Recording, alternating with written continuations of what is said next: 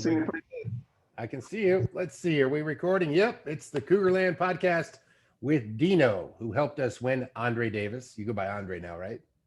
Right. good. Yeah, but hey, my friends and family call me Dino. That's how you know it is. That's like where the other day when we were doing a podcast, Tree, Jeff, he's multiple names. He's I don't know what kind of business he's in. Maybe he's a private detective now, but Slim Tree, all the different names. He basically was saying, yeah, that's how I know someone's calling me from Italy. They use my old, Dino Tree, whatever. And Right. it's kind of like, I don't know if you remember James Greenwell. I think he Yeah. was, okay, James, yeah. Well, we used to call him Tank. And now Right. he's lean and all that, so he doesn't want to hear the Tank moniker anymore. So no more Tank. So I don't know what to call him now, but James, I guess. That's for good, Well, I'll say this about the nicknames.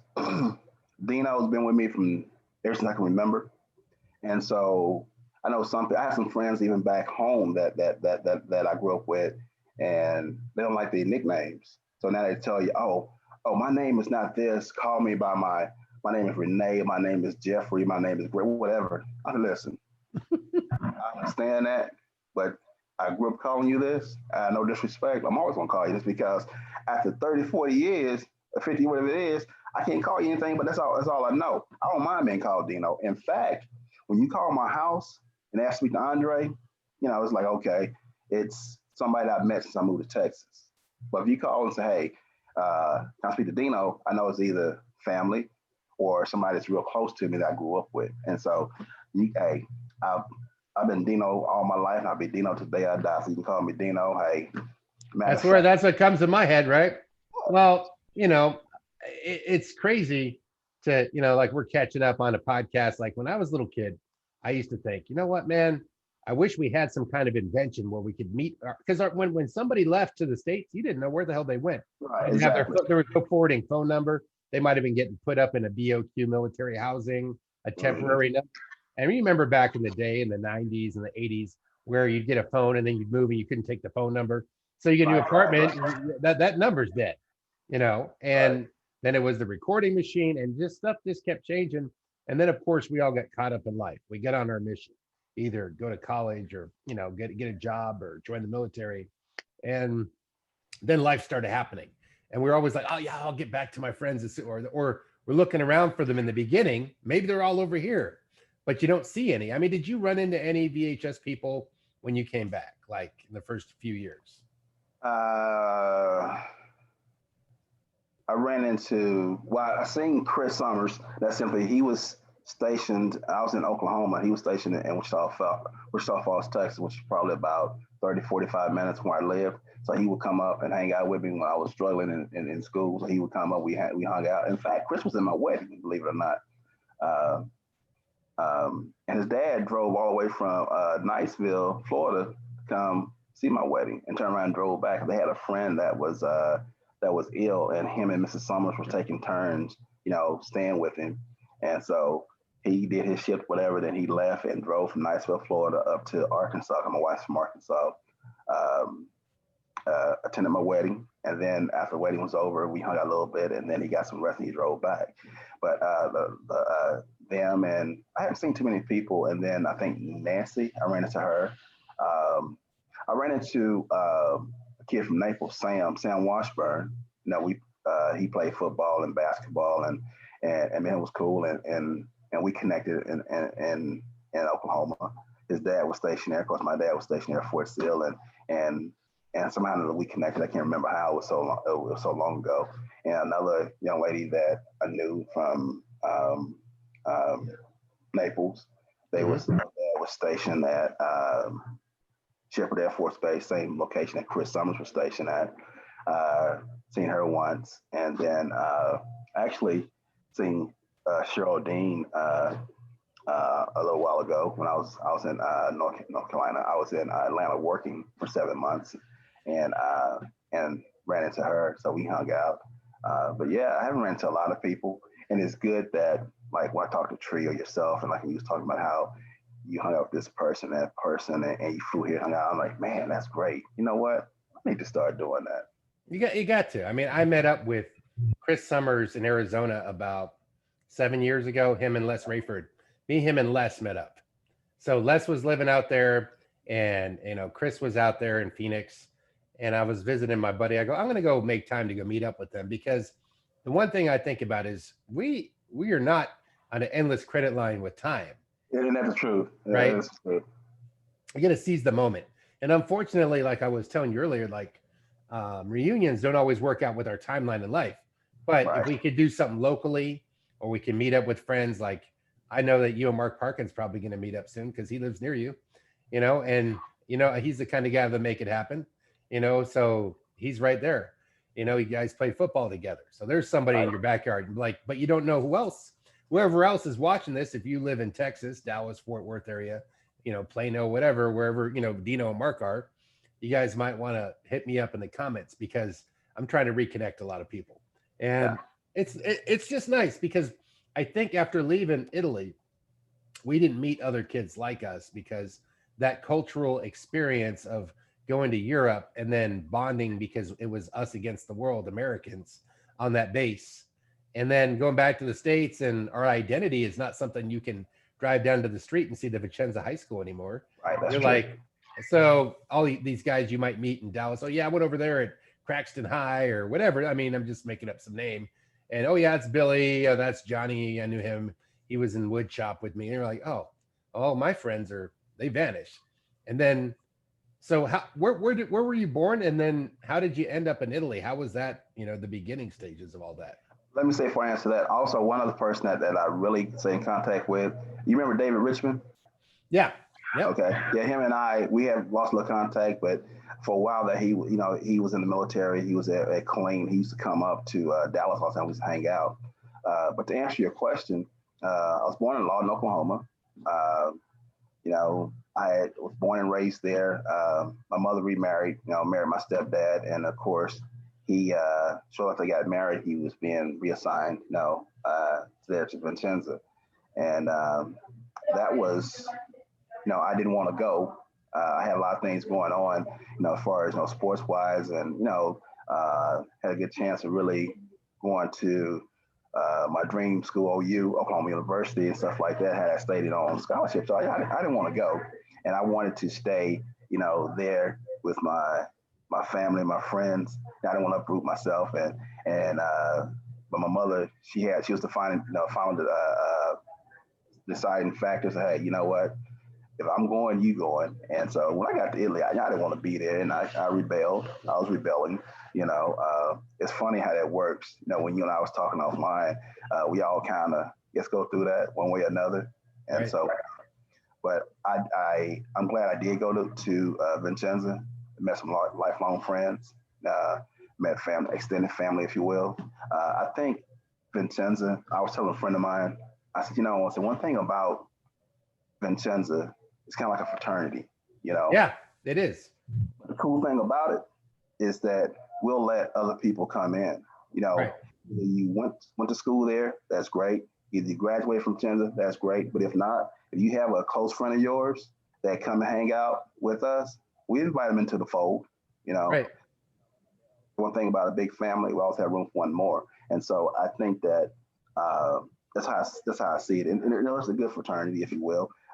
It was a good time, and more people that went there, and the more people that we know, and we talk about the various things that we did, and it make people want to go over there and see, Vincenza, and see Italy for what it is. Of course, it's not the same because nothing stays the same, because time will allow us to stay the same. But then the people are not the same. The people are not there. But it's Right. still a good place to go. And I one day want to take my son, my wife and son over there. But from what I hear, how they redone the school is so much different now as far as the physical building. And then, of course, Mhm. nobody's in the school that I know. Right. Right. Somebody that we went to school with is there now as a teacher or a principal or a GS. I think Johnny Kohut's coaching over there or something, or teaching at the school. Oh wow, Yeah, so there's something. There's always a little bit of an anchor. There's a few people that still live there. Just to let you know, I mean, there's a few people that still live there. Daniela Austin and the Millers. Bobby Miller's sister, Gina Bobby, Miller. yeah. Yeah, Yeah. Oh, they've been there for a long time. Right. Yeah. Well, they were, they decided to go, I think they were dual citizens and they said, I can go this way or that way. And, there's people that have just stayed there. There's probably, over the years, there might have been 50 people. I mean, there's people like Barbara Mabardi, who got married to Mike Chandler and then moved back there. He got stationed there. And then, unfortunately, Mike passed away, but later she was remarried and it was another Army guy. She got stationed there again. Wow. So it's like her daughter went to the same high school. Wow. And I think Cindy Graft has the same story too. You remember Cindy? She was in our Yeah. class. Yeah. So I think her daughter might have went there too. I mean, her and Barbara get to be stationed in similar places and together. Wow. So they kept that party going. They kept their, you know, part of that. And of course, people would go back and see my dad, and they'd see all their other favorite teachers. So it was interesting, how things change through time. But I went back when I was in the Navy. I was like, okay, this is cool. Now I can go to the NCO club as a enlisted guy. You know what I mean? Not as a cougar. So I did that, and I go, okay, Army dudes, I'm in the Navy. I'm out of here. I went out off base and hit all these clubs and stuff and had a good time. And then it was back. I got stationed in California. I didn't like it at the beginning. It was so damn expensive. Being a single guy, the women there, you need a game. You couldn't just talk to them straight up. You just had to be, you couldn't just say frank conversation. It was like, what do you drive? How much do you bench? how much money's in your wallet? It wasn't all like that, but there was a bit of that. So the materialism, you're like, oh, look cool in the movies. It's not so cool in real life. Because I was in A school in the Navy in Florida. And man, that was a whole different experience. People just running down the street. Hi. We're like, wow, this is great. What's going on? Did I become a rock star? And then I went and get demoted in California. I had to learn the ways of the West Coast. But, it was just a little different. But yeah, I mean, so you get to Vicenza. When was it? Like, at what point do you think you started digging it? Like, at first you were rebelling, and then when did you come into your own? Was it through the sports when you started playing the games and started feeling it? Because I mean, if you had a good sports career in the States, you didn't like lose your place in line when you came to Italy. You were VIP right off the bat because you had skills, man. You're a great athlete. It's how it was. I don't know about VIP, but I think more so it had to be sports based. Playing football, basketball, running track, and everything. And then the people that I met, my teammates, and I'm a lot of things. One thing I believe in, believe in team. I always have. I believe being an athlete. You could, I would say, couldn't drink, although we used to try to drink. But a lot of things you didn't do as an athlete. And so, and I always believe, team first. And believe it or not, that was me. And I always thought that, what can you do for the team? And so the people that I met, as far as my teammates, and even when I was upset, this person or that person, saying something to me to calm me down, or, hey, man, I need you to stay here. I need you to be with me. Hey, blow it off. Like I tell my son, hey, that play is forever gone. It's in history. You can't blame it. You can't bring it back. So what's the point of harping on it? Channel it, put it in your memory bank and move forward. And when it comes up again, you know how to handle it. So, and I think more so than anything, like I say, it's the people, the classmates, really the teammates, and of course, the one the same. It was just different. And once I realized, I think what happened more than anything, that once I realized I wasn't going anywhere, I figured if I would act up, I could go back to the States. And that actually worked against me. My mother actually sat me down years later when we talked. And she was like, son, I had planned on sending you back, but when you came to, once we got to Italy, and, I was never disrespectful to my mother. I never would be that way, but it was just that, you just, different. And if you have a child too, when your child changes, you Right. just know. And so she seen that difference in me. She knew what it was, and I would kind of tell her because I didn't want to be there and everything. But she had told me, had you had opened up and just accepted being there, so I plan on sending you back so you could go back and and graduate because it's one high school. I'm the only one that says that all my brothers and sisters graduated from this one high school. I'm the only one that didn't. I graduated from Italy, and so it was that type of thing. But I wouldn't change it.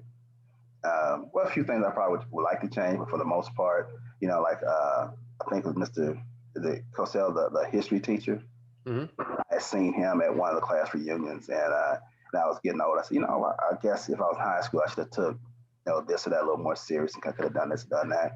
He said, don't even think that way because we all have our own path, and we all are who we are, and so that's your path, and that makes you who you are.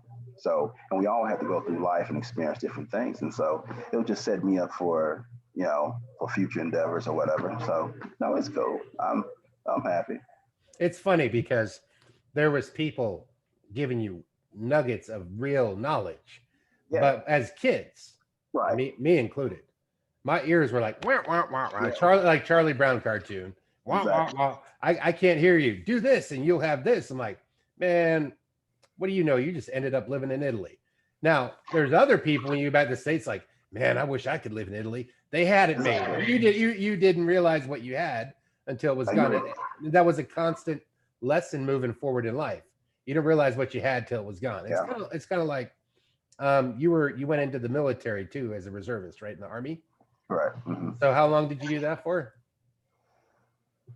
Good question, man. It's been so long ago. I just went in for school to help pay, help pay for school and everything. Um, Went in and see, graduated in '86, probably about '88, '89, somewhere around there. Mm-hmm. And the unit, it was a service and support unit there in Duncan, Oklahoma. If anybody from Oklahoma and know where it is, uh, if you remember back in the '90s when the military started downsizing and they closed a lot of bases Mm-hmm. and posts and things like that, my unit, yeah, was one of the ones that got downsized, and so that's when I basically got out. Uh, and so that was did I was on a 6-year contract, so I did about 4 years, 5 years, whatever it was, and then went into the inactive reserves because they closed my unit. I could have transferred to another unit, but it was some things I experienced and as a soldier, Mm-hmm. kind of gave me a bad taste in my mouth, if you will. So I said, hey, you know what? Yeah, I can go into the in the inactive reserves. And I can go ahead and do just go ahead and do something different. But Right. I wish I had maybe I should have. As you get older, you Right. realize that and things you look back on, you say, hey man, you know what? Hey, you could have done a little bit differently. Regardless of how good or bad things are, we all play a part in what Right. goes. And so sometimes the part we play, so you know what, had I done it just a little bit different, the outcome would have been a little bit different, you know. I'm Uh, with you. I'm with you on that. I did 6 years and I was kind of sitting there going, okay, I don't want to do this for life. I grew up around the military. I was around it since I was 3 years old. I get out of the military, I'm turning 25. You do the math. That's 22 years around the service having an ID card, right? right, Now, now it pays my bills, but I never expected that. I never, it's like I have my VA benefits. I never intended for that. I went 20 years without filing for that. Nobody told me you can have this. So that's been an interesting journey for me to take that and go. So now I'm integrated with it. I get an ID card. I can go stay at the BOQ. I can go to the PX. It's like I'm back on post. And for a long time, I fought that urge. I wanted to burn that memory behind me and just be a businessman because I thought that this is where you'll manifest X, Y, and Z. And then you'll be happy when I'll be happy when I have a Corvette, a mansion, a perfect wife, and I lose 10 pounds. Then I'll be perfect. No, nothing. That ain't going to change that much. It's all up in here. It's in here. But that's the illusion. If you chase what you saw on television and you want to replicate the life of some guy you saw on Instagram or MTV, that doesn't mean your life's going to be happier. Hell, exactly. you look at all the movie stars. Essentially, what they're saying is, I'm going to pretend to be this character in this movie convincingly, and I'm the happiest guy in the world, the best car, da da da. But then when we watch you in the tabloids, you're in your 18th divorce. You get a cocaine habit, and you know, you know what I mean. You know, it's like what happened.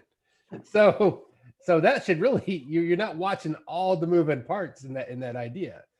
Um, how did it influence you, man? I mean, I'm getting the service, growing up in the service. Do you think that helped you with business and work and some of your choices? You know, what you took as career paths and stuff like that. It did, and you know, and I'll say this, you know, being part, and I tell it to my son, I actually sit next to me, and I tell him this all the time, is that being on a team. Now he's gotten up and walked away, but being on a team, you know, sports teaches you so much. You know, just like you know, and it teaches how to interact with people. You know, teach you how to interact with people that's the same color as you. Uh, interact with people that has you know their color may be a little lighter, a little darker, or the case may be. So the concept of team is unity. So it teaches you how to become one with that person or people in general. And so and you take the military, it's a melting pot. You have Right. you know people in the military the same color I am, they're lighter, they're darker, whatever. And then you know you have all people that's I won't say in power, but you know you have you know the sergeants, whether you're enlisted, then you have your officers, but then you have men, women, you know, different colors, different nationalities. So it teaches you how to you know work with and I won't say deal with, but how to work with various people. And let me do this. You know, if I can turn this right quick. This How is you my doing? Nice, this is nice to my, meet your son. this Yeah, that's awesome. this is my namesake. This Andre Davis. There's the new Andre, the new version, the new Yeah, episode, right? you know, he's a great kid. He, you know, he's a sophomore in college, you know, baseball player, and this is my dude right here. This is my love right here. This is, That's awesome. you know, That's uh, great. Yeah, it's you don't know if you know how I know your dad, but my dad used to be his coach, and we used to play football together. We used to play sports in Italy. Yeah, A lot about y'all. yeah. I guess it's some guy named Tree that's like super tall. that's what he meant. Yeah. And I think I met y'all, but like I was in middle school at the time. I think I met some of y'all, but it was just like y'all told me a whole bunch of stories. Like I guess so y'all used to run track or something. Like my dad, she used to move along, used to run track. Yeah. Yeah. You're like you used to run track? Nah, no, I'm kidding.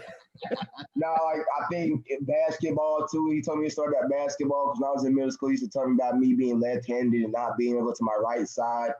And I mean, he told me how I guess he was point guard or shooting guard, one of the two positions, and he was just like killing them, going driving to the left side every time. And I guess the other team didn't realize my dad was left-handed until the coach said something.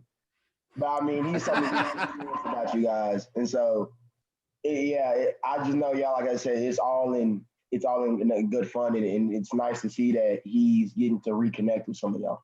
Well, no, I missed him. I haven't talked to him until a couple weeks ago. It's been like 34 years. I'm only 25, but somehow I get in a time machine. But I'm just wondering though. Now, did you ever like get coached by a dad or you know have him there by your teams when you were playing any sports growing up? Oh man, let me see. I think my dad was a coach. He coached me all up to 14. And I mean, from T-ball to, I think the only two sports my dad didn't coach me in was soccer and football when I played them. Wow. But I mean, all throughout my baseball career, he's been there as a coach, whether it was, you know, on the field or whether it was, you know, more minuscule, but still helping us out. He's always been there. I was wondering, like, did you, you know, growing up with your dad? See, I'm interviewing your son now. He took over Andre number 2. but I'm just saying, like, I'm wondering if you were able to connect, like, if you were able to say, you know what, my dad says is actually working. Like, because it's hard sometimes. Some kids are like, I ain't going to do that. That's some 1950s football. You wore leather helmets. I'm not going to listen to you. It's not. It's a lot lot of the stuff he said to me has come to fertilization for me. Um, I can remember countless nights, like I told you, in middle school at the basketball games. He's told me, continue to work hard, continue to be good in the classroom. And I've always, tried to keep those two things in mind all throughout school. And now it's coming to, other people starting to notice it, other people starting to tell me, hey, you got something going for yourself. I've been a server this summer at a restaurant, at a Tex-Mex restaurant. And I've had, plenty of my tables tell me, your parents did a good job of raising you. And I mean, it's just saying yes, sir, no, sir, yes, ma'am, no, ma'am, please, and thank yous. And things like that, talking with bass and, making sure you articulate your words and things like that.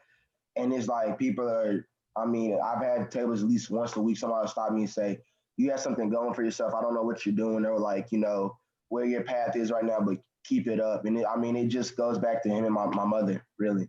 It's powerful. It's powerful because I want you to know this. Hear it from me, another guy that you haven't heard of or known about for 34 years. You kind of knew about my dad. My dad was his coach. He'd talk about that, but it all passes on. It's like they're giving you knowledge, and it's a chain of knowledge. The guys that coached my dad and so forth that ended up coaching your dad and on to you. And that's ultimately what you're going to find. Like some kids go, I'm going to do it my way. They don't know what they're talking about. They can't even use a web browser. But it's not all about the web browser. No, he knows you're on the internet. But I'm just saying that to show you the foundation of it, nobody was pulling me aside. They sound like, oh, it's a boring old man, blah, blah, blah. I can't hear that dude. But your pops, he's got some knowledge. He's got some experience. And he was highly regarded as the top athlete in our school. And my dad loved him. He's like, when he came to town, now Tree tells a story like he was all dressed up like a cowboy.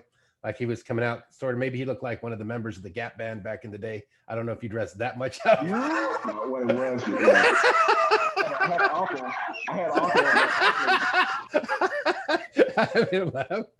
uncle that was a cowboy. Right? Okay, I know you told me about. And so when we left, he gave my sister, Cindy, he gave her his cowboy hat. And so she took it with him. She took it with her on the plane. So, that's my first time ever flying and everything. And so I'm already nervous. Of course, my sister, she has this cowboy hat on. People make assumptions. Cowboy boots. Tight jeans and that. Well, I guess in the 80s, I guess the jeans were tight, but tight jeans was popular. Now it's the same thing again, right? I don't know why people would go get in the bathtub with their jeans on and try to shrink them to their body. That was the thing when we were kids. But I got to say, like, you came over there and Tree was on the same plane as you. Mm-hmm. And then my dad came home. He's like, oh my gosh, these guys, these athletes, new athletes. Nothing he was more excited about. That was Christmas for my dad, talking about you. Tree needed some hand, Tree would scare people. He didn't have his basketball down yet. He didn't have coordination. He was real tall, bounced the ball. Whoa, where'd it go? Try to catch it with the other hand, flew away. But he was good at blocking and rebounding. He, his brother was the real slam dunk guy. Not to cut you off, what Greg told me is that summer, Tree had a massive growth spurt before he got to for Italy. The summer that we came, mm-hmm. Tree was probably, I think he was like 6 foot, 6'1", whatever it was. And then he grew to 6'6" over the summer. That's why he was so awkward. But I'll never forget the first time we were playing in the Vicenza gym, and I called myself on Tree one-on-one. I tell you, man, I drove to the hole. Normally, I got past somebody as a layup. I laid it up. He swatted my stuff. I gave him a head fake. Would lay it up. He swatted it again. I'm like, dang. Of course, I said something else, but yeah, he times. Oh no, he just sitting there. How he was sitting there. You jump, you move, and then he would. What? I'm like, dang. But yeah, a lot of fun memories. And your dad, and I say this, and I know that Teddy and the Ratcliffes, they've been there a long time, and they were playing, I think, when they were freshmen. And of course, they playing against seniors and everything. They was getting their butts handed to them. But over the course of time, they got better. It was getting better, and Mike Coley and James Craig.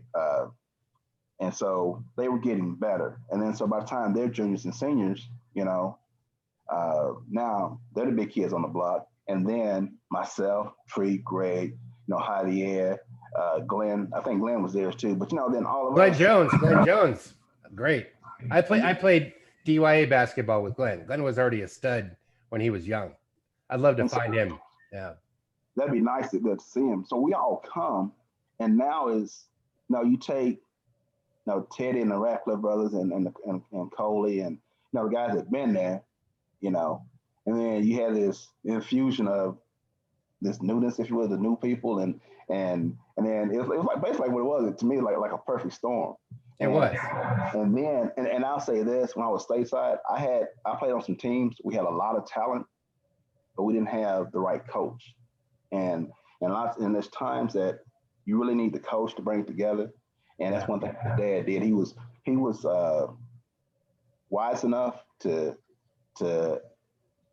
let us all be ourselves, but then bring us together. And I remember, like, for instance, I know we was talking yesterday, texting back and forth, and I know his excitement, man. He was excited about the games that we played, there in the community, the rec league games. But we played so much basketball that helped us get better, and it helped us. We gelled pretty quickly.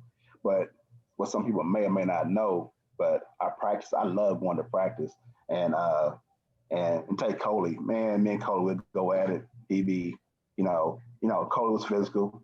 He'd knock me down. I'd get up and I'd try to knock him down, and then I might get him to push him. But we went back and forth, and the Ratcliffe, they go for a layup. I try to knock their head off, and then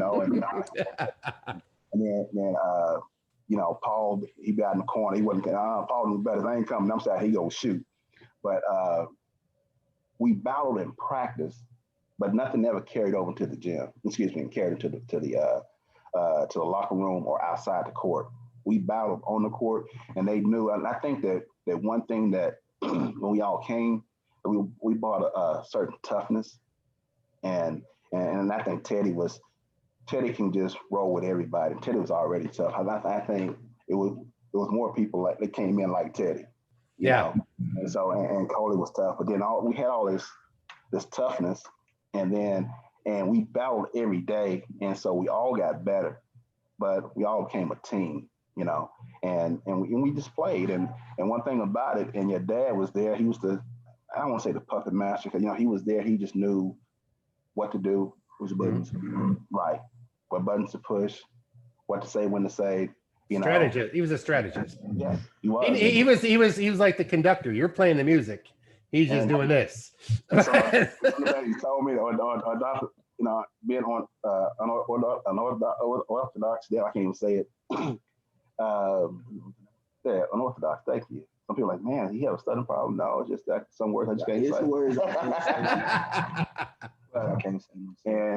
But it was he was just, your dad was different, and we used to talk about one thing about the four corners. We used to talk about that and how we run the four corners. But and I think that a lot of times being in Italy, coaches like maybe thinking, I had a dominant team this year. I may have it next year, but not knowing what's coming up, next. You're not seeing the kids grow up and then they move. You could see a prospect in elementary school. There was a kid I went to school with, Jarrett Haney, and he was there in 6th grade, and he was tall, gifted. He could run around a lot of the high school kids. Unfortunately, he wasn't old enough to play. I think he left in 8th grade, so he could never play on the high school team, right? So that kind of stopped that. And but it would have been great to see him play. Yeah, you know what I mean? But that's the thing as a coach. And I talked to this guy, this friend of my mom's, and what he said was, because he'd been a coach too, and he really respected what my dad did. He was like, yeah, that guy did some stuff. And he was basically saying that there was this one coach that had no coaching skills, but it's like 10 of the Tree brothers just came one year, and he just sat there and watched them win everything, and he didn't coach them, and the guy's like, see, I'm the champion, coach. They're like, no, you're fired, because you didn't really coach them. That was just autopilot. You know what I'm saying? It's like they just walked in there. And so there was some strategy, there was some drilling, and I think all that stuff carries forward. I think if you have a mentor, I think sports where you learn to work as a team and people from all over different states and different backgrounds, different religions, just different cultures, that changes how you can look at the world when you come back to the States. Of course, we might land somewhere where it's like, wow, it's very simple and nothing's changed, and wow, I don't fit in here because I'm more global now. I have a view. And that's one thing it was for me. California was pretty progressive. I like that, but now I'm checking out the Carolinas. I like it. I'm open-minded. I'm staying open-minded.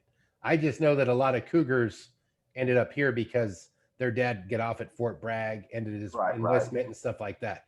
So a lot of airborne people, their parents, they're more likely to, come over here. It's I think the mentor thing's a big deal. I played football with you. I was wondering how you felt like some of the cool things like taking, like you're in high school, but you get to fly on Alitalia to Sigonella, Sicily. Like you're a high school guy, but you're big timing because you get to ride the airplane out of Venice, to go play on an island. I mean, you could tell that to a kid in the States. He'd be like, what? You're taking an airplane, going into Rome, then flying over to Sigonella. Those were the great times. You went there a couple times, right? Sigonella? Went to Sigonella once when we had to play football. I bet you took all the free peanuts and sodas you could, didn't you?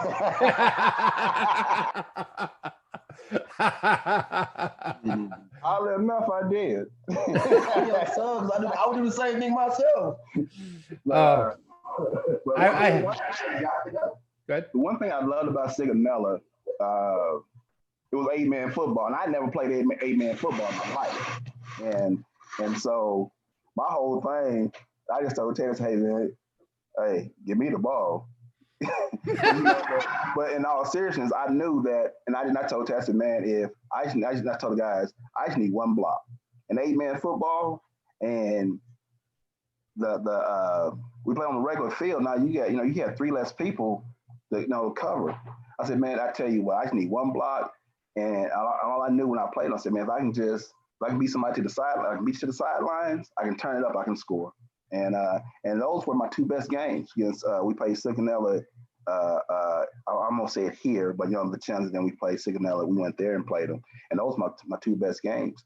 And I remember that one year they had a female quarterback, and so 48-0. And us, we're all trying to figure out who's going to hit we all made plans who's going to hit the quarterback. We all trying to hit her. We all going to be macho and so this is a man's sport or whatever, I guess. But we all wanted to hit the quarterback. And so we all said who's going to be the first one to hit her. And of course, Coley he was the only person that had the opportunity to really knock her into the middle of next week. And he just kind of grabbed her and laid her. He grabbed her and laid her. Yeah, nobody was vicious to her. That might have been the intent. We're like, oh, come on, we're winning so much. We're putting on people that never play. Hey, listen, you're a lineman. Why don't you go out for a pass? I mean, it was that game. We had it so easy, and it wasn't just because of her. It's like their team was. It's like, what did you get? Who got stationed at your base? Did you get a team, or did you get a random bunch of guys that would be better playing volleyball or basketball? I do remember. There's a video that David Dingis's dad put out. Of course, you remember David Dingis. Oh yeah, and yeah, he was out there running the backfield with you too. He was a beast. You had trouble tackling that guy. But there's a video of where we went to the sulfur mines. I don't know why Drac thought he'd get us motivated by smelling, farts out of the mountain. What the hell that was? Sulfur, like that's gonna get us fired up. But we went to that game. And that was a rough game. We were playing in the volcano park. It was, what I'm talking about in Naples? It's Naples, volcano. Yeah. And there was steam coming out of the ground. And we had the ref against us. The referee was against us every play. And Clarence made like 2 touchdowns or 3 touchdowns. You remember Clarence? I got to get him on here, right? Yeah, Clarence Jefferson. He was just angrily running through people. It wasn't it wasn't no cool. He just like powering through like he was pissed off. And they kept calling back. Like the ref was against us. Like this was as bad as a WWE, this guy got paid to win kind of thing. And we had like their whole bleachers were full. We had 2 people, go Cougars.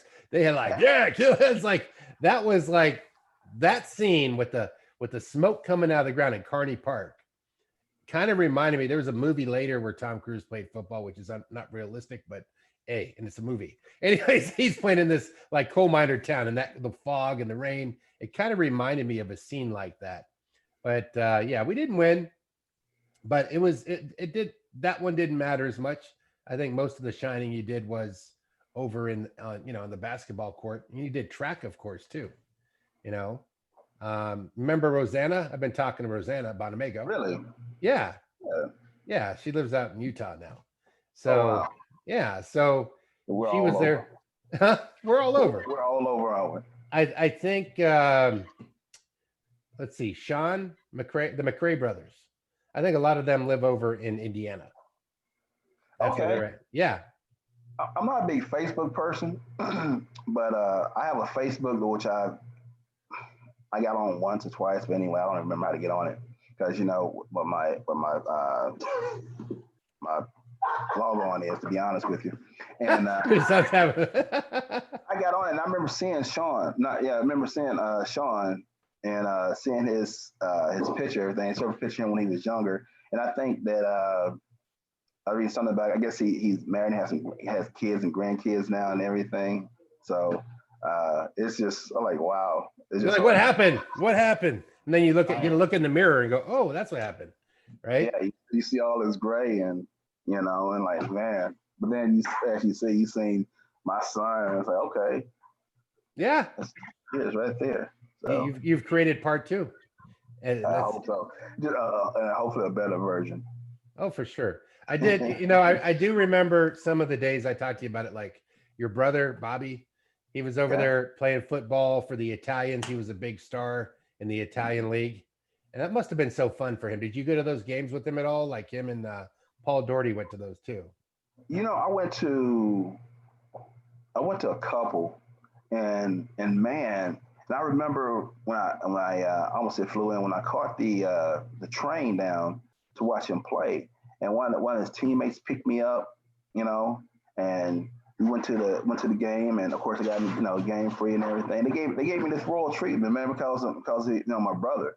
And we go to the at the end of the night, we go to after the game, go to the disco, and well, first let me rephrase it. We go out to dinner, and I don't know who paid for it. They wouldn't let me pay for anything, and my brother didn't pay for anything. It was just like this carte blanche. It's just like, get what you want and eat all you want. We go to the disco. Now y'all come in, what are you drinking? And what are the drinks and everything. It was just, man. But going back to Oklahoma, I was telling to my son, but it's not so much now. But like my older brother, and it was a privilege to be, I'm the youngest of five.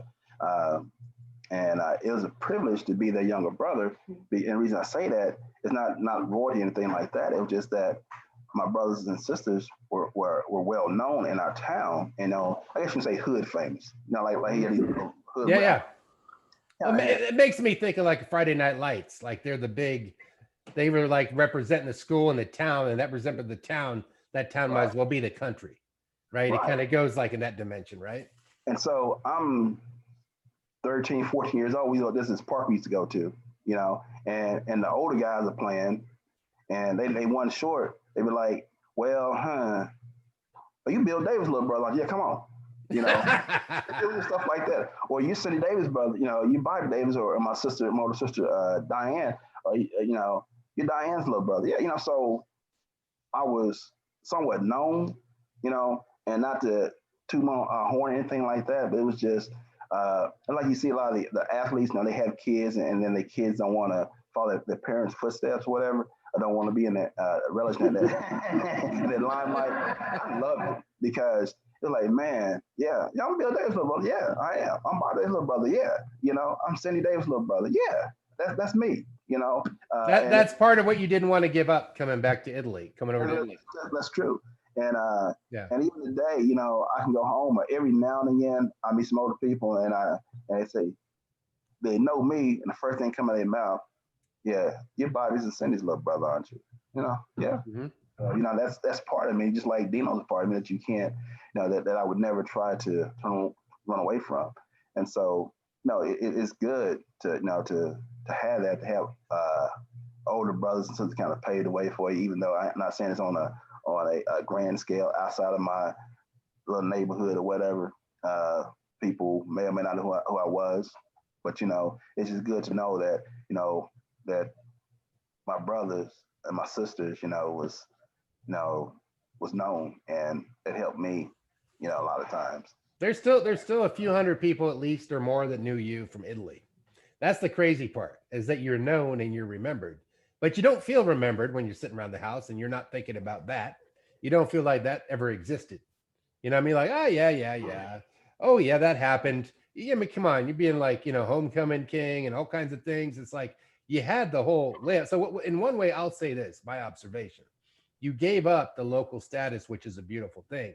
And my dad had that in Boston. He came to Italy, nobody knew him. He had to start over again. But he got his own chapter, a clean slate, just like you kind of did, is you got your own chapter in Italy. You get to shine right off the bat, which was cool. But I wanted to ask you this. Did you realize the level of education you were getting there, when you came back to the States, that you had a little bit of an edge? Because I learned that real quick. I didn't even have to go to college, man. We were already ahead of that. That's what I got from it. And I wish I had took that a little more serious. And the things, But you're hanging around smart kids. That's what I'm saying. It wasn't so much that this history class. It was the people you're around, and you're learning about that multiple cultures, multiple states. You're getting intel from 50 different states. How do y'all do it over in Arkansas? How do you do it up in Alaska? What's up in California? You would learn. You become you get global level of intelligence, because we didn't have Google back then. Right. We learned more than the average cat knew. He just knew his 12 miles within the city. You know what I mean? And you know that I remember going down to the Venice, and we're walking around. We catch the train. What was it, 30 minutes, 45 minutes an hour, wherever it was. We catch the train down there. We hang out, and he's around just hanging out. And then I'm looking, and you see Americans over there vacationing, and there's a lot of things that I was taking for granted, because it's almost like, being home, if you will. Okay, I live here. We can go to Venice anytime, and we've seen it. Went on a different trips with Mr. Hakeem and everything like that. And so I was like, man, these people are paying top dollar to come over here, to spend a few days, a week, whatever the case may be, to see these buildings and look at these paintings and everything that we go see once a month or whatever the case may be. And so, like I said, I wasn't taking full advantage of it, wouldn't appreciate it. And I started appreciating it more then. And then when I got back stateside and like when we went down to the Vatican, we hung out in the Vatican and everything. And so we see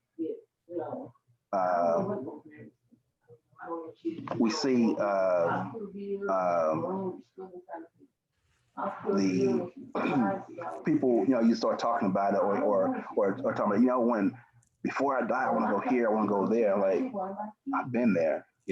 We used to hang out there. We, various different things that we did, and we just did it, on the weekend, and then so it was like, wow. So it was a better appreciation for being there. Your normal was an exotic experience to somebody else. I mean, I figured that out. Like I said, I come back to States, and rich people talking like, we went to Venezia, and we're like, man, we used to do that any weekend we wanted to. You know what I mean? And that was like what was someone else's big deal. Like maybe some Italian guy comes to States, I went to Beverly Hills, very cool. Like, yeah, right. We're like, whatever, dude. That's just some stuffy neighborhood over in LA. Like whatever. That's how it goes. But I would say, we go to the flea markets and the commissarial markets and this, that, and other. You get the Italian sweaters and and the shoes and things like that. And kangaroo sweats. Yeah. Remember those kangaroo sweats? Yeah. Those are the bomb. And then you come back and people talking about this Italian designer, this, that, and other, they're paying top dollar for it. And I said, wait a minute. That's what I'm saying. Yeah, we used to go to Commissano Market and get those same sweaters, Right. you know, for for nothing. And now if I pay $10 for it, then now they charging $70, $80, $100 for it. Say, man, this pretty much the same sweater, the same designer, and so yeah, it's amazing what we value and when we value it, as far as you think Italian designer, of course, or you take the Polo and Ralph Lauren, all them, you got to pay all this money for the designs when It was in our backyard. Yeah, I know what you're talking about. There was that store where everybody would go get them silky sweats. You know what I mean? You know what I mean? It's like they're like a poly blend, but that was the cool stuff. My dad had them, the kangaroo sweats. Man, yeah. And then there was the Kappa, and then there was Diadora, the shoes. And they, then there would be Puma and other things. It's like we were getting all exotic with our choices. Of course, shoes mattered when it came to basketball. I was into the shoe game early. I had my Dr. J's, and I wanted to get some of those Adidas top 10s that I think the Ratcliffe brothers had. Those blue, white, with the little holes in the front. Back on and no one else made it with little holes in the front for some reason, but it was about your shoe game and your style, and you could afford it. It was there. You know what I mean? And I'll say, speaking of shoes, I remember basketball my senior year. I'm not a Jordan fan as far as comes to shoes, but my senior year, I wore those shoes. I had those Jordans. Yeah. And to this day, I think those were one of the worst pair of shoes I ever had in my life. Technology has gotten a lot better since then, and it was just, man, they wasn't the most comfortable pair of shoes. Of course, they say technology is a lot better now, but yeah, hey, I look good. Right. I felt you pulled it off. I always believe if you look good, you play good. And so look good as a team, we're gonna play good as a team. So I think there's something to that. It's confidence, and there's attention to detail, as we learned in the military. But that Italian stuff. Did you go back at all ever since you left, like to visit your brother or anything? Because he stayed there and played football for a while, or did you stay on? Like, how many years were you there exactly? From 83 to 86. I left, I think about a week after we graduated. Okay. In 86.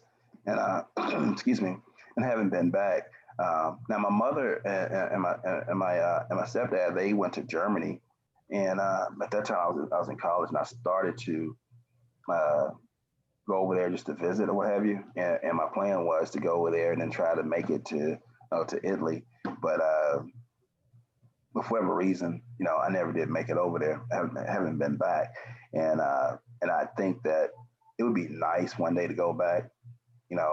Of course, I want to take my wife and son over there. They can kind of see, part of me there.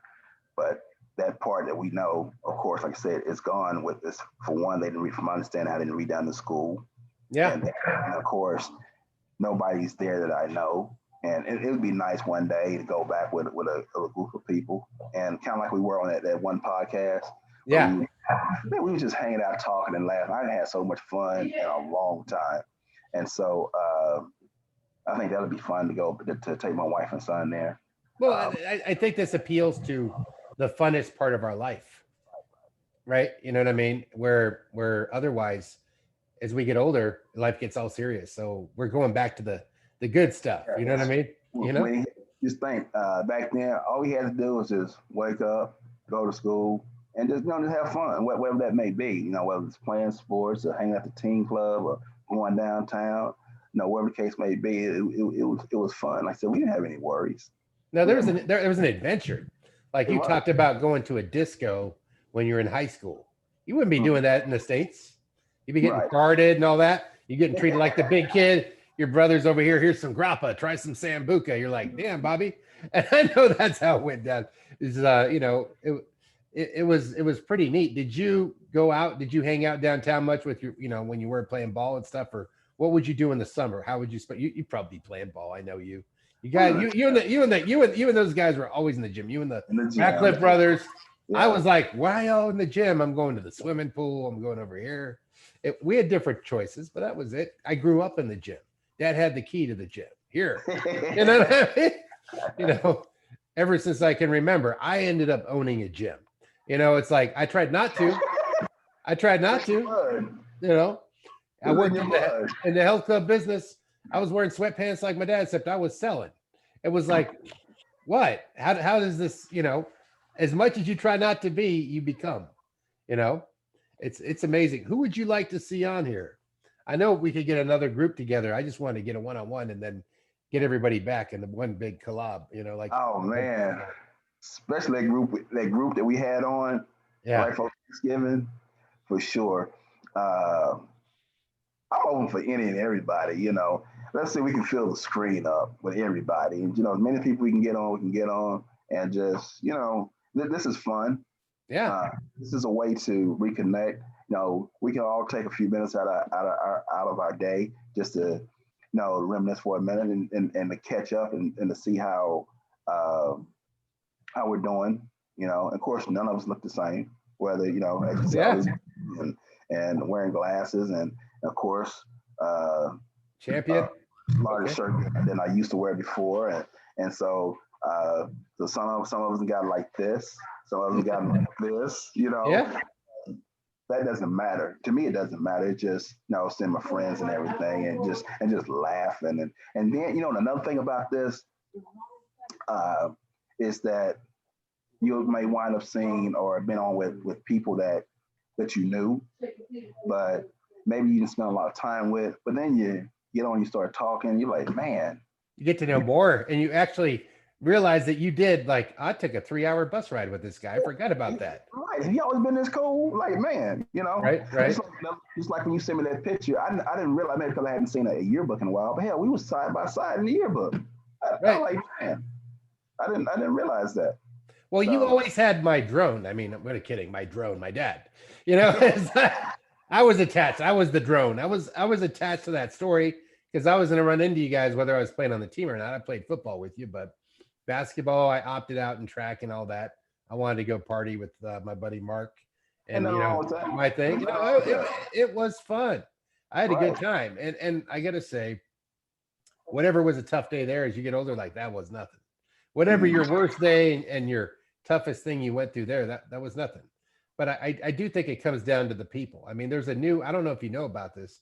There's a show, I think on HBO or some, a series about a kid growing up in Italy, but it's kind of off different than, it's more, just these times, but some kid going out drinking, growing up in Italy and stuff like that. It's not really our Vicenza thing. Right.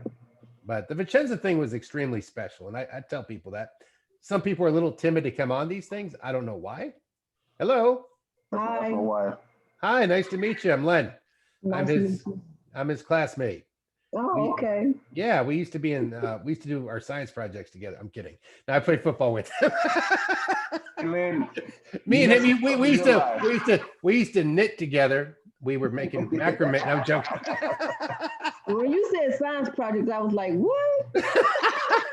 you know me. I mean, don't know about your science scholarship? Yeah. Not for him. No. Yeah, we're just all Italy. He hasn't gone back to Italy, but Italy found him. That's kind of how it worked. So we all grew up over there, and it's for us, it's kind of a trippy thing. I mean, because everybody was from all 50 states, and we didn't know where they all went because there was no Facebook. There was like your friend would move to the States, you didn't know what their telephone number was, and it was like $12 a minute to call someone in the States back in the 80s. So once you had your friend, they were gone.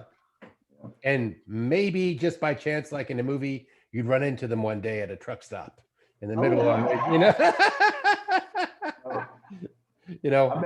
I've been to 2 reunions. One in Vegas, then actually 3. I take it back. One in Vegas, one here, and then one was in San Antonio that time we went. Mm-hmm. So, and out of the 3, she's been to 2 with me, and it's, man, we just, she knows what's up. Yeah. And we get in that run. Matter of fact, in Vegas, we hung out. I didn't go to Vegas. Yeah, she didn't go to Vegas, but we hung out in that. I guess they had this this main room that we would meet. We hung out and we just talked. That's what my wife. She said that. Nice to meet her. Thanks for coming on. Yeah. And so we just hung out and just talked. Then what you do the whole weekend, you just kind of just hang out and just catch up and like, man, and then realize it's been, X amount of years since I've seen this person, or or you be like, hey, you remember so and so, like, yeah, and well, and then next time you see it, okay, at the next reunion, that person you was asking about is there, it's like, wow, just like the other, that last podcast we were on, and I think I know you was trying to keep us on script, but man, that was a reunion in itself. And it's like, of course, Right. with Tree, and like I was telling you, Tree is you know, he's I don't want to say the party starter, life of the party. I mean all that in a good way, loving to death. But he just keep it going, and you try to stay on script, and he's asking questions and ragging on me, and I think we ragged on everybody. I think everybody got ragged on that podcast, and some things. I think for a while we've been recorded. We were saying some things we probably shouldn't have said, but it was all in fun, and just trying to catch up with one another and just having a good time. And one good thing about this podcast, I don't understand why somebody would want to come on it.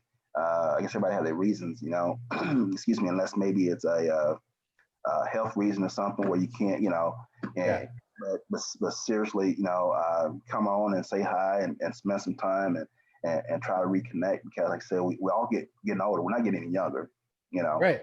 And We've never met other people like each other. right. We know each other on a different level than a lot of people we met in the States later. We might have some good friends in the States, Right. but they're still that different. There's still something different to me, at least, anyways. There's that element, And two of my best friends happen to be two of my cousins, Mhm. and when we get together, it's something similar like when people from Vicenza get together. I mean, we have a good time, and I may not see my cousin for a while, and when we first get together, we just laughing and joking and talking and acting like kids, like we used to do way back when. And so my wife and his wife look at each other like, these dudes are. I said, man, that's just us. That's just how we are. We've always been like that, and always will be. And so that what this reminds me of, and just on a bigger scale. And so anybody that's watching and listening, first, thanks for having me on. And then the second thing I would say, let's keep this thing going, and then of course, like you say, the reunions, if they don't fit in your life for whatever reason, you're working or got other commitments or what have you, then you miss out. And and I'll try to make more. Most time, since I'm not on Facebook, I don't get the information. Tree, he'll let me know, and of course he may tell me 3 months, 6 months in advance, and I say, yeah, man, I'm gonna try to make it. I plan on going, and I forget. I get busy, and I forget all about it. And then, I do the now stuff. Yeah. Like if you and Mark are down the street, hey, let's go hang out. But if you plan it 2-3 weeks out, I guarantee you ain't gonna happen. Right. Because life's gonna get in the way. Right. So let's have lunch, and then we'll see, we'll do a barbecue next time or whatever, because like what you talk about, you meet up with the Vicenza people and you're just hanging out, and it's like, hey, isn't it just like we were hanging out after a game and having a beer behind the team club? Or is this like, you know what I mean? It takes you back. Where did you live? Did you live in Villaggio, or did you live off base in Torrey? Or I lived in I think it was Torrey too, I believe. Yeah, Torrey di Cornisolo. Yeah, it was. We stayed in I think it's like a brownstone or something. It was on the level of like a brownstone, if you would, that we stayed in. It was nice actually. It was. With 3 levels. I think it had 3 stories, something other. Wasn't used to all them stairs, that's for sure. but it was cool. And no American TV unless you had a VCR. Right? That's true. But eventually, they, if I remember correctly, I think there was an antenna. They got one channel. CNN. Right. Wow. I'm assuming with y'all, if excuse me, somebody stateside would record BET and all that, and send all the music videos. Yeah. And we would be at, like, we would have, I don't know how many tapes, music videos we had, and people come over and you're watching the same music videos, and then of course people will send you new music videos, they're the same music videos, and unless somebody happened to do a new one, but still, for the most part, they're the same music videos, just that they just go in different order. Right. We had 20 tapes of music videos, and we all watching them one after another, listen to the same music over and over and over, and just I guess we had a connection, stateside or whatever. That was a fun thing to do. You sit around, watch the music videos, and talk, and man, you see this and see that, and making tortellini and drinking and everything, just having a good time. Making tortellini, watching music videos on VHS. You know? Sounds like an intro to a Euro rap song, but the truth is, but I've done that. I see you and I have done that. I had that VHS machine, and we went to VHS, but we watched VHS. But there, you couldn't call your friends on the phone. We didn't have pagers. Right. We didn't have cell phones. You just had to know, is the bus coming through? Maybe I'll ride the Bellagio bus, see where everybody's getting off, where the party's at. Or I'll head over to the gym. There's 3 games today. I'll run into my crew. So-and-so will be there. So-and-so will be there. Right. Or my brother's got a football game. So yeah, I mean, you kept it busy. But did you go on any like trips too, other than sports and 18 club trips, or did you mainly just like stay at the gym with the guys? Pretty much the gym, and I was scared to go on some trips. I mean, I guess it was a Eurailing a lot of people used to do, and the Interrailing, and I was amazed that people did it, but it was like, man, the kind of luck I have, I'm gonna get stuck somewhere and can't get home, But, right. So I was a little leery of doing that. Probably should have done it, but excuse me. On the various trips, you had them day trips. I go with my parents, whatever. Or like I said, we would go to Venice and places like that, and hang out for the day and come home, or go downtown and hang out all night and have to walk. I guess I remember at a certain time the buses would stop.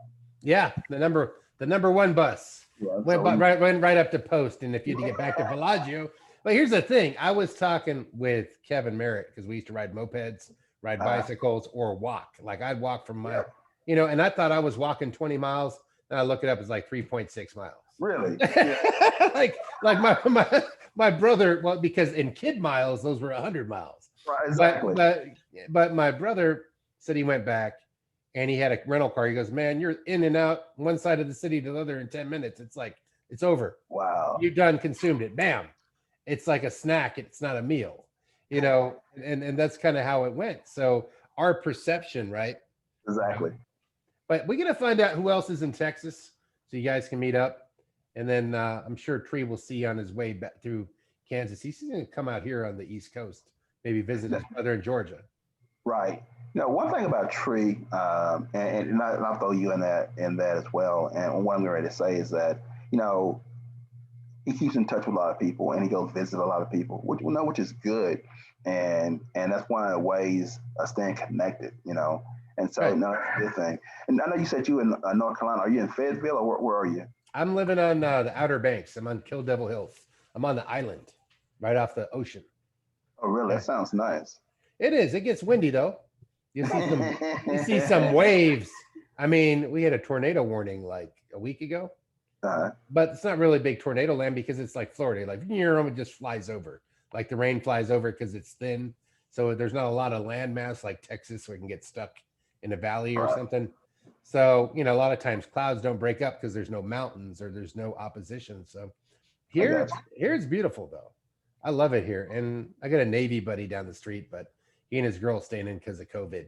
But I'm trying to meet up with all the other local Vicenza kids out here.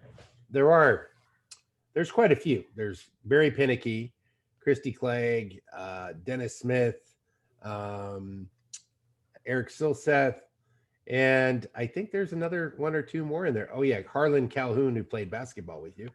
I got the text the other day about Harlan. I said, man, he used to live two houses down from me. And so, and I remember they left pretty quick. I want to say they left pretty quick. I think they left right after the football season. I know he was 84.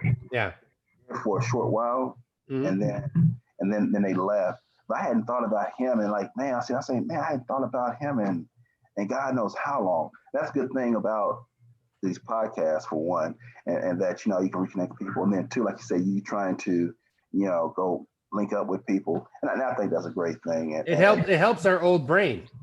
Yeah. Because I started forgetting stuff about 5 years ago. I'm like, I need to go reconnect all the cerebral cortex back, because I don't want to be one of these old people. Huh? Who are you? I wanted to. and it's like, there's a time where I'm like, I'm done with Italy. I'm done with my past. It's all about my future. And then what I realized is all during the COVID, it's like, who do I have more in common with? These people I was doing commercial stuff with, or people I met along the way, or the people that come from the same culture. Now, I think that the highest percentage, most of us are all on the same page. There's some people that aren't on there, or they're more about themselves. But of the group that we went to school with, I'd say that most people have the heart, have the mind, have the love of the experience. Right. And they're reminded that they still care about people like you and me and everyone they know, and we care about them. But we just haven't been spending any time doing that, because it's like this: when you're single and you get your buddy, he's single, he meets a girl, it's like a UFO picked him up and took him off, and you don't see him for 30 years till he gets broken up or divorced. Or what? I thought we were going to be at the campfire, man, playing the drums and drinking beer, and you went off in the UFO. Well, you said, no, I'm going to be here every weekend for the rest of my life.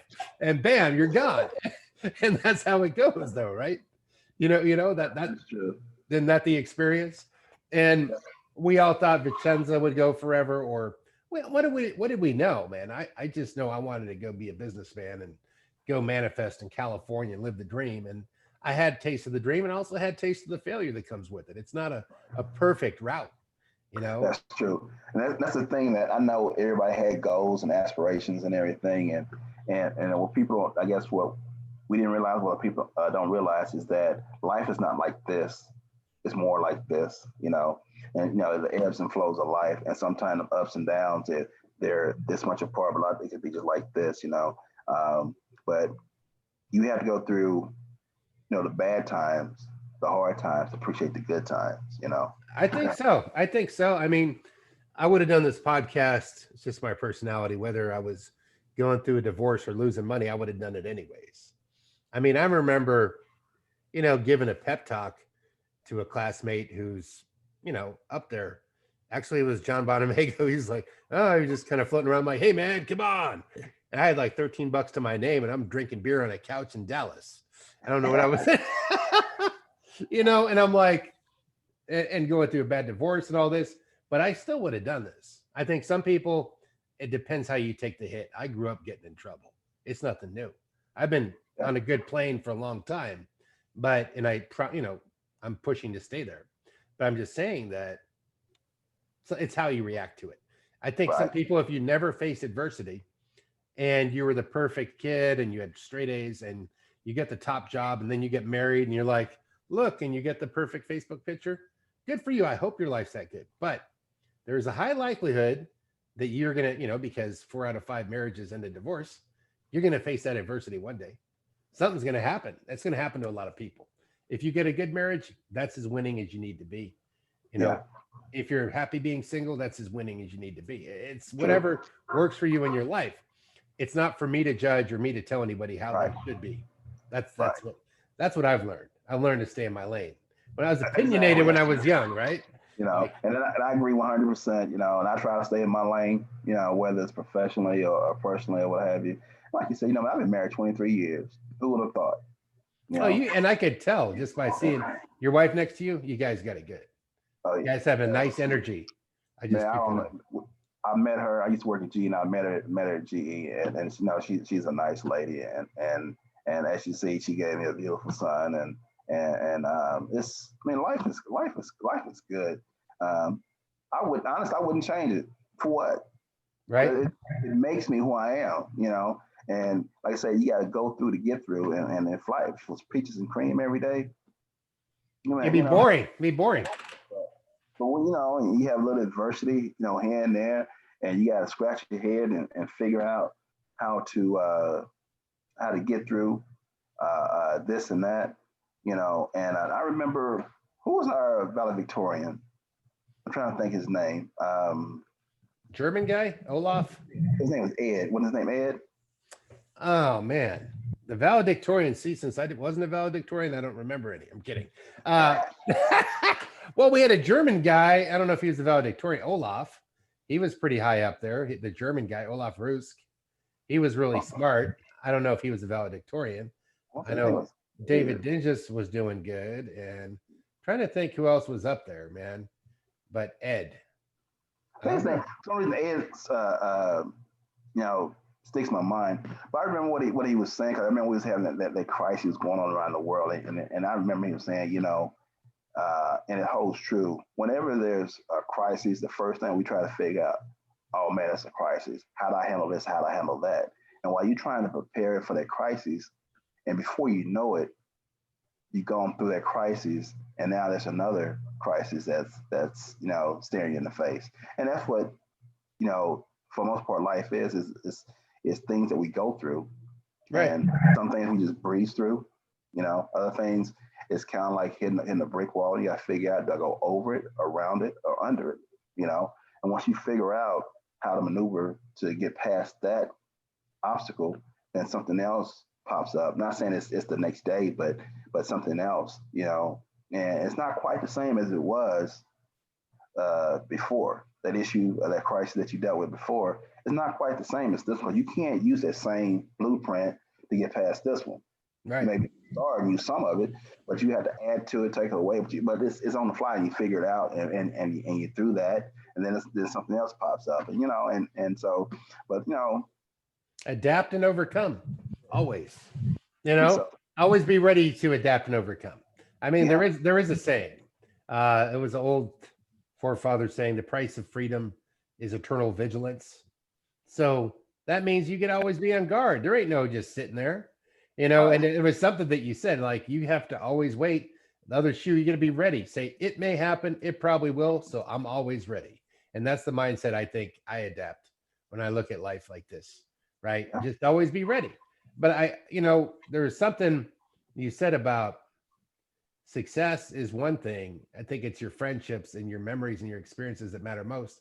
And I don't know why I thought of this, but like, if you look at a lottery winner, what do? They get so much success that then they spend the rest of the time trying to ruin it. Yeah. They that is true. They get it. They get the car. They get the house. They're like, man, okay, I'm here. It's not what I thought it was. Let's burn it down. Boom, boom, boom, boom, boom, boom, boom. And statistically, this has happened. So to find your happiness is to find your friends and to have your family. To me, this podcast is not about me being more popular, more famous, because I'm a mass communicator. I want to talk to you. I want to talk to Tree. I want to talk to the Ratcliffes. I want to talk to my buddies that, I hung out with, like Mark and Kevin.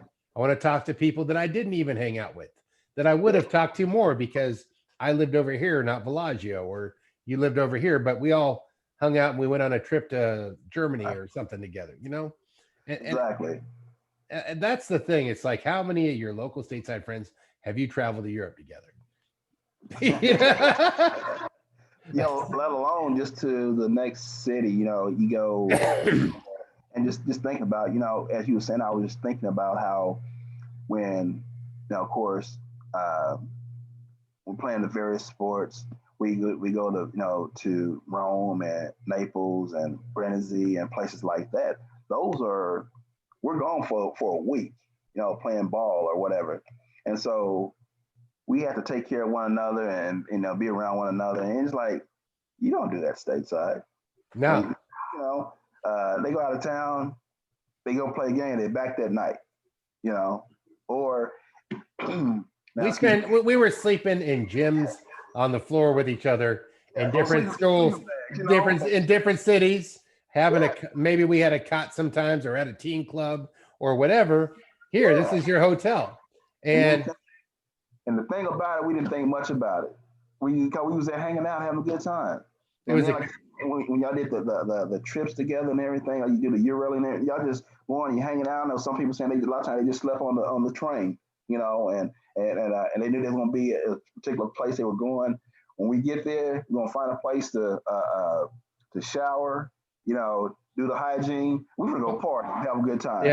Yeah, party. And I was gonna bring that up. Like that one time my dad was coaching, and Mike Coley and a bunch of guys. I told Mike, I said, get the cooler and then lay the sandwiches over the top of the cases of beer because he didn't know. So my dad's up front taking a nap. He doesn't have an idea. We're going to Naples, and they open up the cooler, right? We're leaving it in front of him on purpose. It's a sleight of hand trick. Oh, look, kids with a bunch of sandwiches. Yeah, have a good lunch, boys. But, you pulled them sandwiches up, and the beer came out. And you know what I'm talking about. We got hammered all the way down. It was a party all the way down to the only hard part was when you had to pee. You're like, I hope the bus pulls over soon because you drank too much beer. But we got all the way down to Naples, and then people started talking about, scary stories about the mafia, which was true. That you might not realize how much that Naples, the whole city's, inundated with it. It's dangerous, even more than Sicily, just bigger population, right? So we get down there, and somebody threw a Coke bottle out the window. And somebody was either flipping off a car, just the mischievous stuff that the kids would do. And we're driving, all of a sudden we hear boom, and everybody dives under their chair because they thought some mafia guy was shooting a gun at us because someone threw this bottle into his, maybe it was his bathroom bottle. I don't know. But it went out the window, bounced off the guy having a cigarette in the car, spilled on him, fell out in the street. And then we're like, we didn't think nothing happened. He didn't do shit. Didn't get out and hit the bus. Didn't know what happened. Anyways, we're driving, all of a sudden we hear boom, and a bunch of us like jumped on the ground because we thought we were getting shot at. And my dad's like, what the hell's your problem? What had happened is that it was like a big Coke bottle. They get trapped into the tire, and it blew up. So someone thought that was a gunshot. I just thought that was hilarious. But yeah, the Naples trips, those were good. I like Sigonella the best. Aviano was fun. They had a good exchange. I want to go buy some different candies or foods that they had there that they got from the States. Like, if you'd go to a different base, they'd have different things. Like if you liked a certain bubble gum, like Bubble Yum, and we only had plain flavor, they had grape flavor. There'd always be a little thing right. You could get from a different base because their chain of supply, their logistics were a little different than Vicenza. But yeah, man, it was cool. I mean, did you ever go to Livorno? Camp Darby? I went down there went out for basketball and track.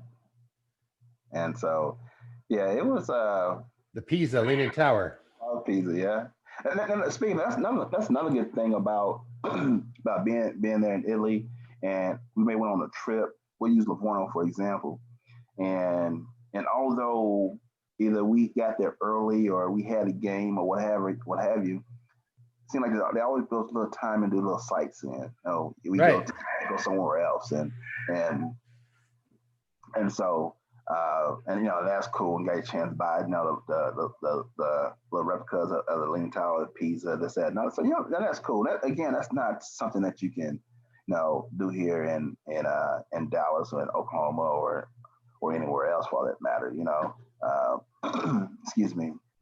Sometimes they'll go various places, but it's nothing like being there in Italy. We always seemed like whenever we went somewhere, we always had a little time to go somewhere, do a little sightseeing and everything, and just hanging out and just having a good time.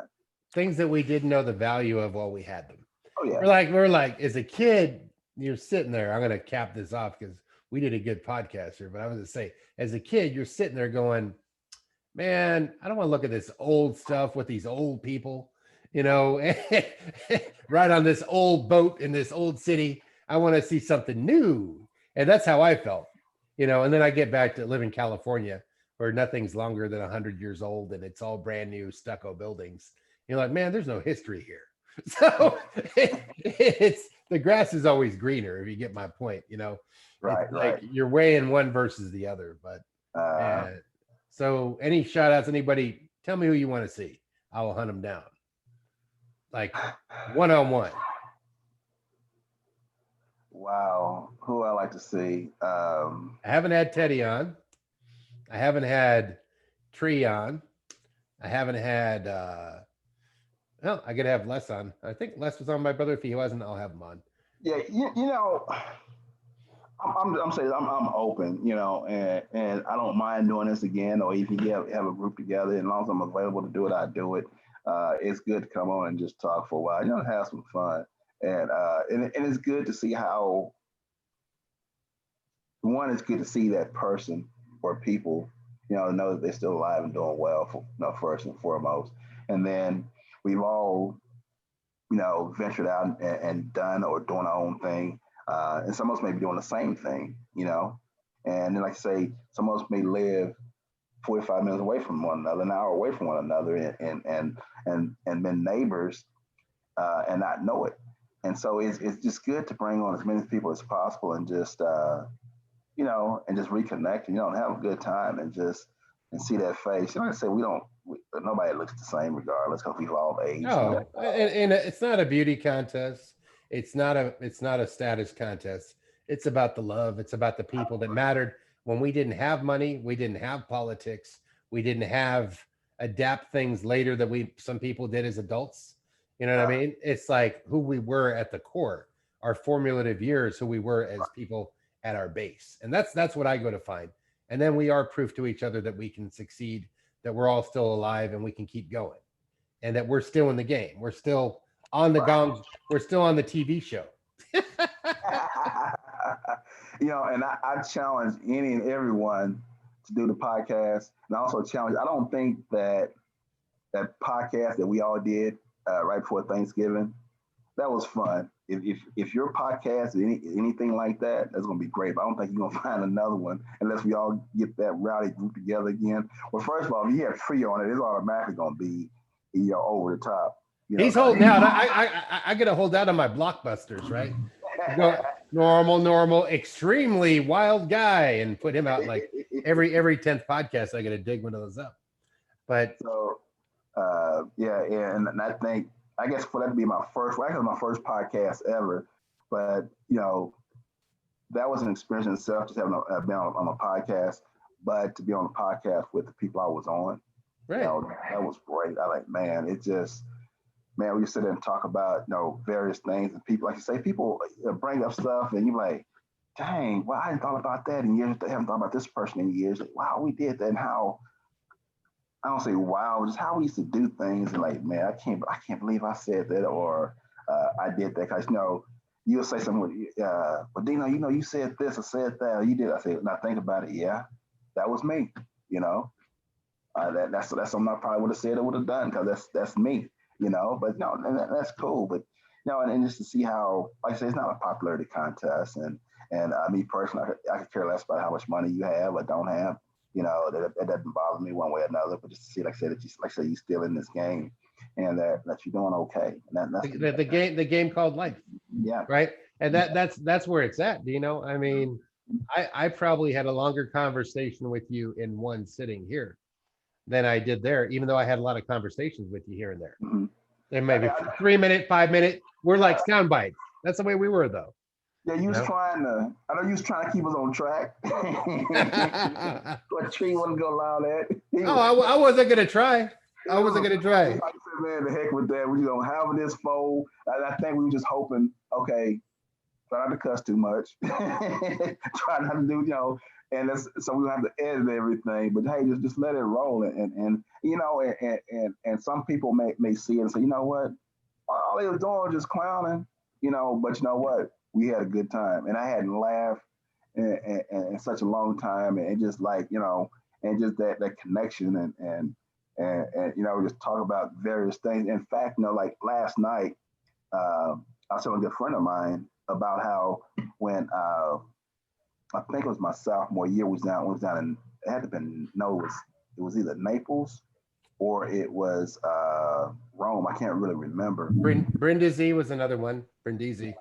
When we played that, we went out there for basketball championship, and I caught an elbow. I want to say it was Naples. I caught an elbow on one of my eyes, and so it was right before half, and I remember catching the elbow, and I'm sitting down on the side of the court, and I had something I hadn't thought about in years, and just having a conversation I was having with you yesterday just brought it back up. Talking about your dad and everything, and brought it back up. So I told my friend this last night. I said, and so. When I caught the elbow, I went down. But I get up, I'm kind of dazed. And then next thing I know, I can't see, the depth of perception I can't see. So the ball is somebody, had to stop. Say, someone down court, and your dad's system, if you open, you gotta get the ball up. So he's throwing the ball to me. I can't see the ball, and so I don't even think I caught the ball. But then at halftime they tried to get me to go to the hospital and get stitches, but I wouldn't go. So he kind of put a Band-Aid underneath it, and I played the rest of the game. And then so I went and I got stitches and everything. And so after we won the championship, I want to say it was in Rome. I want to say it was in Rome because there was a disco. And I remember it was a disco not too far from where we were playing. And so now it's just a big party. So think about it. All the football is cool. Basketball. Even track may be a little different also, but basketball, you have all the schools there. So I mean, it's one huge party. After it's all said and done, it's like a miniature version of the Olympics. Yeah. The Olympics hooks up, and who's that guy from that school? Who's that girl from that school? That would happen. People would be dating people from all different cities and bases because of that. Exactly. And so going back to this, well, I was at the party, but I was more concerned about having a if my eye was gonna heal. I'm gonna have a mark on my eye and everything. And I was walking around feeling sorry for myself and not realizing, what could have been, if you know what I mean. And so I was talking to buddy about that. And he was like, "Really?" I said, "Yeah, man." I said, some of the things that you think about, I'm thinking about long term. And so you know what? Hell, yeah, they gave me 7 stitches. I think it was 7 or 11. How many it was? Man, it's stitched up. Should just deal with that when when the time comes. I said, you could use that to your advantage because everybody went around to check on you and make sure you was okay. I said, I could use that to my advantage. I said, man, I wasn't even thinking about that. That was the first thing in my mind. I had a couple beers or whatever. So I was just more concerned about, that mark. But yeah, I was telling some of the things that we had done, and do. And I used to tell my son it. And I said, yeah, man, you would think that I'm not lying. Trust me, I'm not lying. This is true. We did those things. We had all that fun, and it was a good time. And so we get to do some grown-up things earlier in life, and I think that helped. It's like a cheat code. Let's say you're playing a video game, you want to get extra missiles and extra guns. Well, we get the cheat code. We came back to the States. We knew how to play the adult game and the kid game, and all that game, and we knew how to meet people from other areas and how to talk to them like a code breaker and relate to them, create rapport. I mean, that's what it is,